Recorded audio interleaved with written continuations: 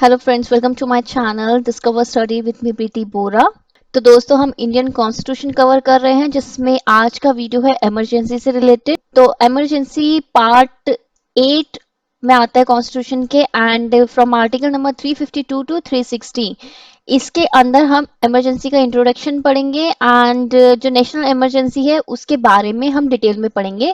तो दोस्तों, वीडियो शुरू करने से पहले मैं बोलना चाहूंगी कि मेरे चैनल को सब्सक्राइब करें एंड मैं कोई भी वीडियो डालूं आपके पास तुरंत पहुंच जाए, इसके लिए please press the bell icon. तो चलिए दोस्तों, स्टार्ट करते हैं इमरजेंसी से। तो जैसे कि मैंने आपको बताया कि इमरजेंसी के जितने भी प्रोविजंस हैं वो पार्ट 8 में आते हैं कॉन्स्टिट्यूशन के। और ये इमरजेंसी के प्रोविजंस हमने कॉन्स्टिट्यूशन में डाले ही क्यों हैं? तो देखिए, हमने ये इसलिए डाले हैं ताकि हम सेफ गार्ड कर सके अपनी सोवरेनिटी। सोवरेनिटी क्या होती है ये मैंने आपको प्रियम्बल के इंट्रोडक्शन में बताया था, तो आप वहां से उसको पढ़िए। Unity, integrity and security of the country, कि हम अपनी कंट्री की sovereignty, unity, integrity and security secure कर सके, जो उसका डेमोक्रेटिक और पॉलिटिकल सिस्टम है वो सिक्योर कर सके, और हमारा कॉन्स्टिट्यूशन को सिक्योर कर सके। अभी तक जो नेशनल इमरजेंसी है वो कितनी बार लगी है? वो सिर्फ 3 बार लगी है, 1962 में, 71 में, 75 में। ये इंस्पायर किससे? ये इंस्पायर है वेमर कॉन्स्टिट्यूशन ऑफ जर्मनी। ठीक है। तो जो इमरजेंसी है उसमें ऐसे प्रोविजंस हैं कि जो हमारा फेडरल स्ट्रक्चर है, फेडरलिज्म एंड फेडरल स्ट्रक्चर और यूनिटरी स्ट्रक्चर क्या होता है, मैंने फेडरलिज्म वाले वीडियो में बहुत अच्छे से एक्सप्लेन भी कर रखा है, उसके कैरेक्टरिस्टिक बता रखे हैं एंड दोनों में क्या डिफरेंस है वो बता रखे हैं। तो आप वो भी रेफर कर सकते हैं। उसको बिल कन्वर्ट कर देती है यूनिटरी सिस्टम में। ठीक है, जो सेंट्रलाइज सिस्टम है विदाउट एनी अमेंडमेंट, यानी कि बिना अमेंडमेंट किए गए कॉन्स्टिट्यूशन के। देखिए, इमरजेंसी को हमने 3 पार्ट्स में बांटा है। First, national emergency article number 352 से 354, देन 358 एंड 359, ये सब आर्टिकल्स हैं हमारे कॉन्स्टिट्यूशन में नेशनल इमरजेंसी से related. Then state emergency article 355 से 357, एंड फाइनली फाइनेंशियल इमरजेंसी जो कि 360 में कवर किया गया है। तो आज हम नेशनल इमरजेंसी कवर करेंगे एंड नेक्स्ट वीडियोस में हम ये दोनों कवर करेंगे। तो चलिए दोस्तों, स्टार्ट करते हैं नेशनल इमरजेंसी से। तो नेशनल इमरजेंसी से रिलेटेड जो पेरेंट आर्टिकल है वो है आर्टिकल नंबर 352। तो देखिए, नेशनल इमरजेंसी क्या सिर्फ पूरे स्टेट में ही लग सकती है? सबसे बड़ा क्वेश्चन। तो ऐसा नहीं है, हम पूरे इंडिया में या फिर कुछ पार्ट्स में भी लगा सकते हैं नेशनल इमरजेंसी। तो देखिए, इसके ग्राउंड्स क्या हैं। तो अगर प्रेसिडेंट सेटिस्फाई है कि एक ग्रेव इमरजेंसी की सिचुएशन आ गई है जिससे कि जो इंडिया की सिक्योरिटी है या फिर किसी भी पार्ट जो भी इंडिया में है उसकी सिक्योरिटी है वो थ्रेटन की गई है, यानी कि उसे खतरा है। इसका रीजन क्या है? फर्स्ट, या तो वॉर से, और दूसरा एक्सटर्नल एग्रेशन, यानी कि वॉर और एक्सटर्नल एग्रेशन, ये ग्राउंड हो गया, या फिर आर्म्ड रेबेलियन से। अब ये जो आर्म्ड रेबेलियन है ये पहले इंटरनल डिस्टरबेंसेस था जिसको हमने 44th अमेंडमेंट 1978 से रिप्लेस करके आर्म्ड रेबेलियन घोषित किया था, क्योंकि इंटरनल डिस्टरबेंसेस सिविल मतलब बहुत सारी सिचुएशन में हो सकती है, बट आर्म्ड रेबेलियन हमने स्पेसिफाई कर दिया था कि इसी पर्पस के लिए नेशनल इमरजेंसी लगनी चाहिए। तो जो प्रेसिडेंट है वो एक प्रोक्लेमेशन डिक्लेयर कर सकते हैं कि पूरे इंडिया में, ये बहुत ही इंपॉर्टेंट है, पूरे इंडिया में या फिर उस पार्ट में। अब देखिए, जो पार्ट वाला जो प्रोविजन है ये 42nd अमेंडमेंट से आया है, हम इमरजेंसी लगा सकते हैं। तो ये तो हो गया ग्राउंड्स, कौन लगा सकता है और कितने पार्ट्स में लगती है। अब क्या ये इमरजेंसी जब ऐसी सिचुएशन आएगी तभी लगेंगे, यानी कि जैसे अब वॉर हो रहा है क्या तभी लगाते हैं? नहीं, ये एक्चुअल ऑकरेंस से हम पहले भी लगा सकते हैं, कि बिफोर द एक्चुअल ऑकरेंस, कि जब वॉर वगैरह होने वाले हैं तो हम उससे पहले भी लगा सकते हैं ऑफ एनी वॉर और एनी एग्रेशन और रेबेलियन। ठीक है, लेकिन प्रेसिडेंट सेटिस्फाई होने चाहिए कि इमिनेंट डेंजर है, यानी कि तुरंत खतरा है, और ये वॉर से पहले भी लगा सकता है। ये वाली बात 44th अमेंडमेंट से आई थी। अब ये जो प्रोक्लेमेशन है ये हम कभी भी रिवोक कर सकते हैं, यानी कि कभी भी हम वापस ले सकते हैं, एक। और दूसरा, कभी भी हम इसकी जो टर्म्स है उसको हम वेरी कर सकते हैं, कि लेकिन उसके लिए हमने सब्सिक्वेंट, यानी कि उसके साथ दूसरी और प्रोक्लेमेशन जारी करनी पड़ेगी। अब प्रेसिडेंट ऐसे ही नेशनल इमरजेंसी नहीं लगा सकते, जब प्रेसिडेंट तभी लगा सकते हैं, देखिए ध्यान रखिएगा, ओनली जब उनको डिसीजन जो है यूनियन कैबिनेट का writing in return form receive हो। अब ये बहुत ही इंपॉर्टेंट आर्टिकल है क्योंकि यहाँ पे first time union cabinet mention कर रखा है, पूरे कॉन्स्टिट्यूशन में कहीं पे भी मेंशन नहीं है, सिर्फ और सिर्फ एक जगह मेंशन है, वो भी नेशनल इमरजेंसी के टर्म्स में। अब ये जितनी भी प्रोक्लेमेशन है ना कि किसी भी आर्टिकल के अंदर ये जो इशू की गई है, इसको हम जैसे प्रेसिडेंट ने एक राइटिंग में यूनियन कैबिनेट से लिखवाया कि डिसीजन उनका, फिर उन्होंने सोचा कि करो कि प्रोक्लेमेशन जारी करो, लेकिन उसके लिए भी हमें जो दोनों हाउस है ना पार्लियामेंट के, दोनों हाउस कौन से हैं, लोकसभा और राज्यसभा, उनके सामने ये प्रोविजन लेट कराने पड़ते हैं, रखवाने पड़ते हैं। और अगर उन्होंने ये पास नहीं किया, कि दोनों हाउसेस ने पास नहीं किया, तो एक महीने के अंदर अंदर ये जो प्रोक्लेमेशन है वो एक्सपायर हो जाते हैं। अब समझिए, एक कंडीशन मैं आपको देती हूँ कि समझ लो लोक राज्यसभा तो देखिए परमानेंट हाउस है। मैंने आपको लोकसभा एंड राज्यसभा की कॉम्पोजिशन में बताया था कि राज्यसभा परमानेंट हाउस है। अगर समझो लोकसभा डिसॉल्व हो गया या फिर है अभी नया आने वाला है, तो उस सिचुएशन में क्या करें? तो उस सिचुएशन में क्या होता है कि जब वो दोनों हाउसेस वापस मिल जाते हैं, तो उसके 30 डेज के अंदर अंदर उनको अप्रूव कराना पड़ता है। अब ये जो प्रोक्लेमेशन है, अगर इसको अप्रूव नहीं किया या फिर वापस भी नहीं लिया या फिर तो वो ऑपरेट करना बंद कर जाती है। Expiration of a period of 6 months, कब? ये बहुत इंपॉर्टेंट क्वेश्चन है, ये पूछा भी जाता है कि कब वो एक्सपायर हो जाती है जो भी प्रोक्लेमेशन है। तो देखिए, जब हम सेकंड रेजोल्यूशन, यानी कि फर्स्ट रेजोल्यूशन जब हमने 1 मंथ वाला टाइम दिया, जब सेकंड रेजोल्यूशन इन्होंने भी पास कर दिया, तो वो 6 महीने तक चलती है, ठीक है। तो अगर इन्होंने वापस नहीं ली, तो जब हमने पास की थी उसके 6 महीने बाद तुरंत वो खुद ही ऑपरेट करना बंद हो जाती है। और ऐसी जब हम प्रोक्लेमेशन है ना कि बार बार उसको वेरीफाई करना और रिन्यू कर देना, ये हम कितनी बार कर सकते हैं? ये हम अनलिमिटेड टाइम कर सकते हैं, लेकिन प्रोविजन ये है कि पूरा मेथड आप फॉलो करो, कि पहले 1 मंथ के लिए इधर से पास कराओ, देन उसके बाद जब दोनों हाउसेस ये है पास कर दे तो 6 महीने के लिए, एंड ये बार बार होना चाहिए। ये प्रोसीजर आप फॉलो करें और अनलिमिटेड टाइम आप कर सकते हैं। इसके लिए मेजोरिटी क्या चाहिए होती है? इसके लिए मेजोरिटी चाहिए होती है, एक तो majority of the total membership of the house, कि उस मेंबर, जैसे समझ लो 500 लोग हैं, तो टोटल मेंबरशिप की मेजोरिटी यानी कि 251 लोगों ने पास करना चाहिए वो बिल। और majority of not less than 2/3 present and voting, यानी कि दो तिहाई जो लोग प्रेजेंट हैं और वोट कर रहे हैं, उनकी मेजोरिटी। अब बात कर लेते हैं कि ये जो प्रोक्लेमेशन है उसको रिवोक कैसे कर सकते हैं, यानी कि वापस कैसे ले सकते हैं और वेरी कैसे कर सकते हैं।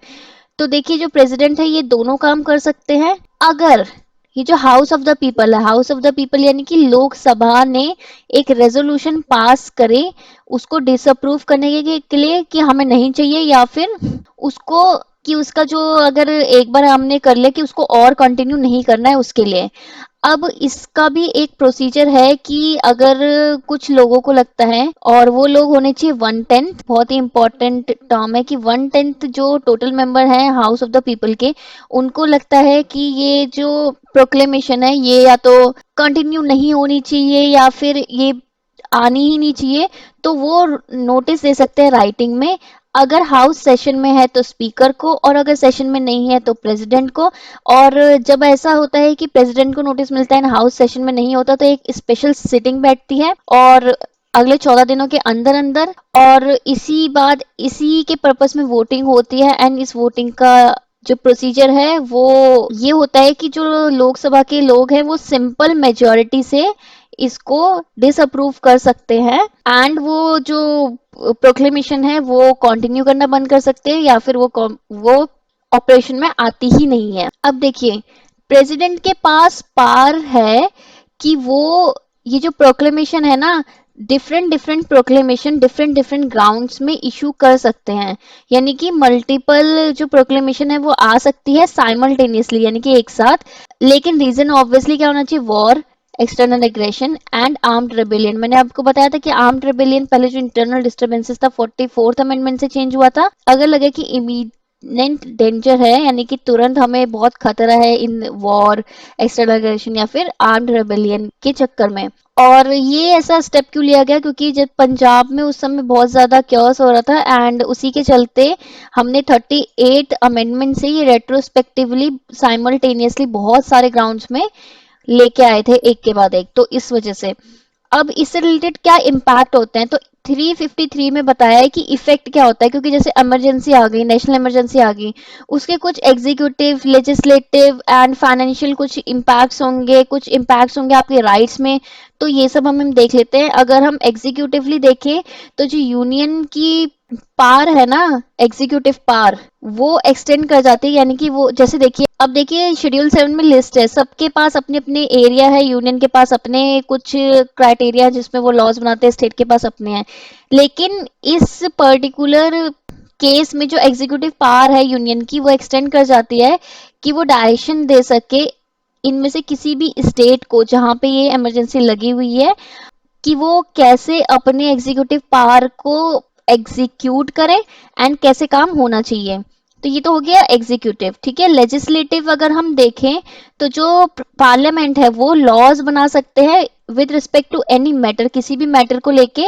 और ये जो इनकी पावर है लॉ बनाने की, और ड्यूटी इम्पोज, मतलब ड्यूटीज भी इम्पोज कर सकते हैं, जैसे कि उनके कोई ऑफिसर्स हैं, या फिर चाहे स्टेट के हो, चाहे यूनियन के, जैसे इधर लिखा है ना कि जैसे यूनियन और ऑफिसर्स, चाहे वो पर्टिकुलर किसी स्टेट के भी क्यों ना हो, तो वहां पे वो कर सकते हैं, लॉज बना सकते हैं। लेकिन आप उसको चैलेंज नहीं करोगे कि ये तो भाई यूनियन लिस्ट के क्राइटेरिया का बाहर है एंड आप कैसे लॉज बना रहे हो, आप तो ये लिस्ट को ब्रीच कर रहे हो। क्योंकि मैंने अभी आपको स्टार्टिंग में ही बताया था कि नेशनल इमरजेंसी में जो फेडरल स्ट्रक्चर है वो यूनिटरी स्ट्रक्चर बन जाता है, एंड यूनिटरी स्ट्रक्चर के फिर लॉज भी इधर फॉलो होता है। लेकिन प्रोवाइडेड कि जब ये प्रोक्लेमेशन ऑफ इमरजेंसी ऑपरेशन में है किसी भी part of the territory of India में, जो 42nd अमेंडमेंट से आया था, तो एग्जीक्यूटिव पावर यूनियन की एंड लेजिस्लेटिव पावर पार्लियामेंट की, ये सारी जो स्टेट है जिधर इमरजेंसी है उसके साथ साथ प्लस उस स्टेट में भी लागू की जाती है जहां पे डायरेक्टली कनेक्शन हो, और यानी कि इम्पैक्ट पड़ रहा हो इस सिचुएशन से रिलेटेड, और हमारी जो इंडिया की सिक्योरिटी है या फिर किसी एक पार्ट की जो सिक्योरिटी है वो थ्रेटन हो उनकी एक्टिविटीज से फॉर एग्जांपल एक स्टेट है ए, यहाँ पे हमने नेशनल इमरजेंसी लगा दी, एंड वो बाकी ट्रेड वगैरह ये जो इधर मतलब नेशनल इमरजेंसी समझ लो आर्म्ड रेबेलियन ही हो गया।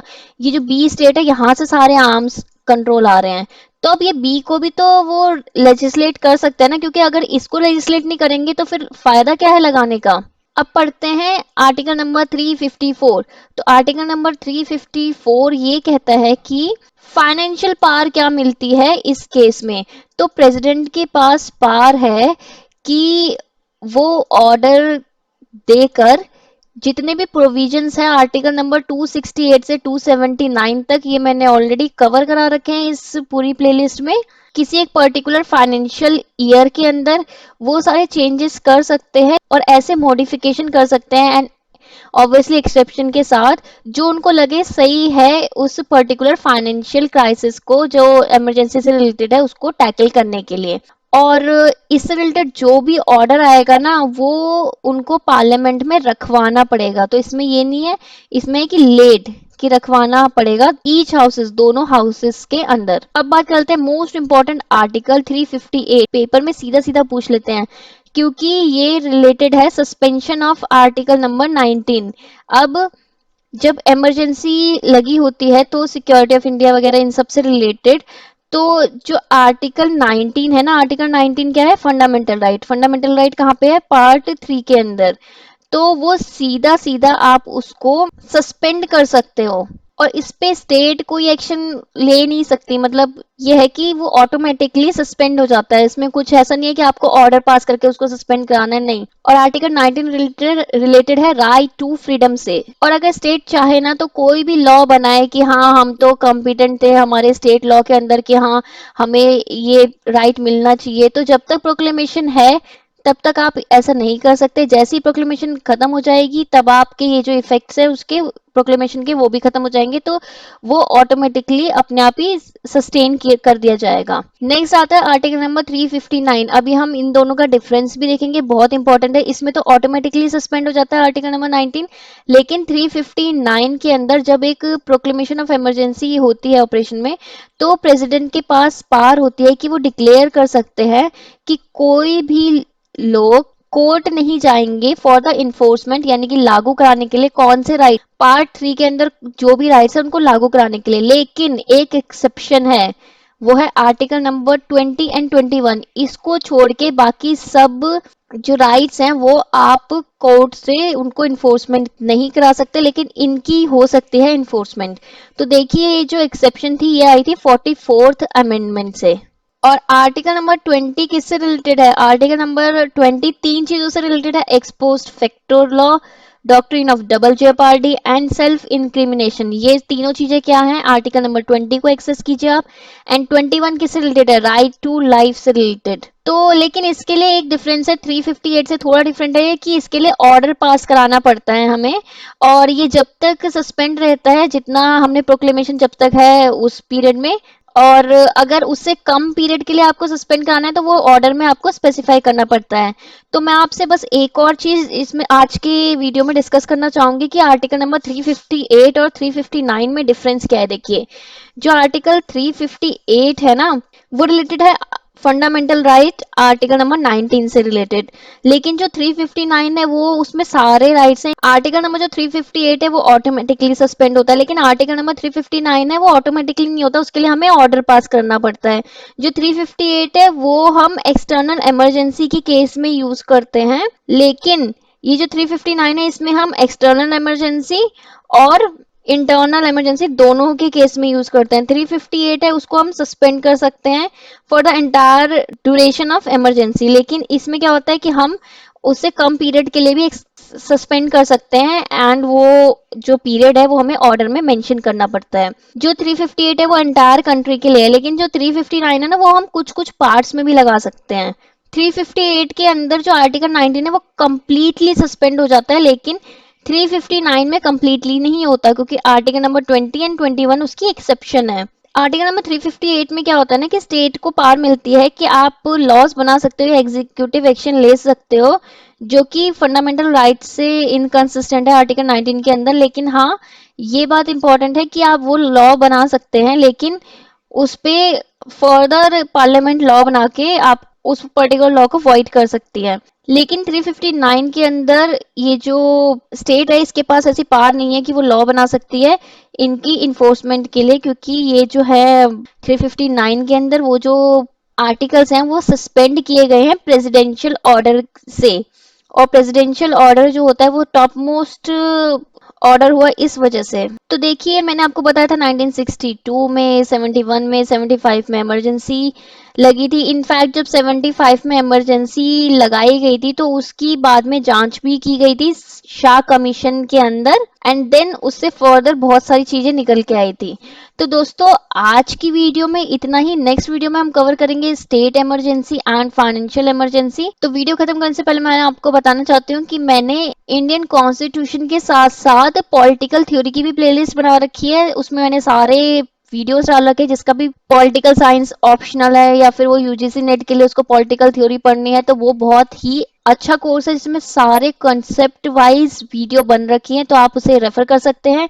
एंड साथ ही साथ इस वीडियो को लाइक करें, कमेंट करें, इसमें चैनल को सब्सक्राइब करें, वीडियो को शेयर करें, एंड मैं मिलती हूँ आपसे नेक्स्ट वीडियो में। तब तक के लिए thank you, bye bye, take care.